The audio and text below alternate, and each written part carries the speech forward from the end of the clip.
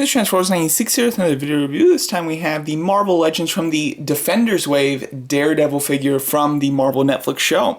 So this is a highly anticipated figure and wave in general. Very excited to see that it has been released now, and I was able to pick up Daredevil on eBay. Got him for $25 shipped, couldn't beat that, and I was very excited for this figure, so I definitely wanted to get it kind of early. But as you can see, you do have the Daredevil Netflix show logo right there. Love the color, it's very rich. You got the black of the Marvel Legends box, like we always have, but then the rich, bright red just looks awesome. Really do love it. And as you can see, kind of have a city landscape there of like Hell's Kitchen. On the side, you have awesome artwork of Daredevil. That looks sweet. I love the fact that it like has color to it too, so that looks awesome. I'm excited to see the other artwork for the other figures in this wave. Get a picture of the figure on the back there, as well as the assortment. I like this type of assortment. You got solid 6 figures, and they all come with a piece to build one chunky size Build-A-Figure. This is how a wave should be, in my opinion. I don't like the waves that come with 7 or 8 figures, and one figure doesn't come with a Build-A-Figure piece, and the Build-A-Figure is Mantis, stuff like that. This is a solid wave in my opinion. But anyway, here are the figures. You have 4 from the Netflix shows and then 2 comic figures. I'm excited for all of these figures. Blade is really the only one that I'm not interested in, simply because I'm not a Blade fan. Of course, I'm still going to get him though to build Man-Thing. My most anticipated figure of the wave is Jessica Jones though. Unfortunately, I wasn't able to get her. By the time I bought Daredevil here, the same seller had already sold out of the Jessica Jones, and I was heartbroken. But nonetheless, got Daredevil, and I will be picking up Jessica Jones as soon as possible.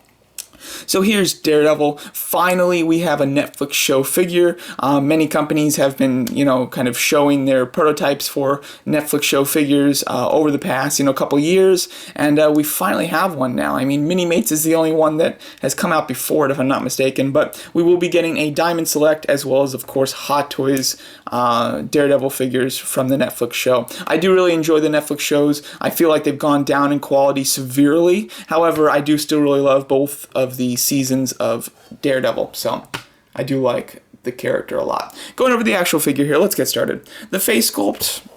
The face sculpt is a little weak. That's, the one kind of issue of this figure, I'd say, is the face sculpt. It's all right. Like, it looks kind of neat, but it doesn't look very accurate. He's got, like, kind of this fat face, which looks a little odd, and his mouth kind of looks squished. It looks a little strange. Now, Matt Murdock in the show, he does have a bit of an odd face when he puts on the mask. Like, he does have some odd proportions, but it doesn't quite look like this. I don't think that this is quite accurate. It does look rather realistic as far as it's supposed to be a live-action character. It doesn't look like it's supposed to be a comic one, so that's nice. But again, it doesn't look very accurate. As far as the paint's concerned, the paint's not great. I mean, as you can see, let's see if I can get in closer. On the side of his face, these the black sections on the side. On this side, it's painted perfectly on this side. On this side, though, as you can see, you do have the sculpted area that's not been painted, so it is still like his skin color, which just looks very odd and is very unfortunate. At his nose, let's see. At his nose, as you can see, it's not painted red completely. There's splotches of his skin color on his nose at the bottom, which is very annoying. Those are, kind of simple things that could have been fixed. They're just simple quality control issues, which is definitely a shame. So I would definitely recommend, if you're at a store and you got a couple of these, check out the face sculpt and make sure that the skin color isn't bleeding onto the mask, because it is on my copy. Now, luckily, it's in somewhat minute areas, but it's still there. The costume itself has excellent detail, though. Marvel Legends has really been taking it up a notch when it comes to texturing in their figures. Spider-Man and Nebula have excellent texturing, and this figure is no stranger to that as well. As you can see, excellent texturing, and of course, all of the line work on it is sculpted in there, which is very cool. His torso is a bit boxy, as far as it's just kind of It's just like a cylinder, it does bulk up a bit at the top, but it doesn't look supernatural because it's rather flat on the side. But it still does look very nice. It's a very minor thing, but it is still noticeable. I will say at the kind of like the crotch area, unfortunately, again, some more quality issues. The black right here has red kind of bleeding through it, because I guess the black is over the red, but you can kind of see the red bleeding through a bit, which is definitely a shame. It's really only there, though. Everywhere else, it seems to be fine. The red color coloring that they went with is very nice. It's kind of like a lighter red, which I think looks very cool. You know, they didn't go with anything too bright, and they didn't go with anything too light. It's a perfect mix, and I think that it does have a realistic, real-world look to it too, which I think is nice. And then the black is very good as well, and it's a pretty solid black. You have a bit of a glossier shade of it on the boots, and the boots do look nice as well. He of course comes with these kind of baton section, whatever you call these things. He of course comes with them. As you can see with the plug there, they can be plugged in together to form a longer one. So you can do that right there.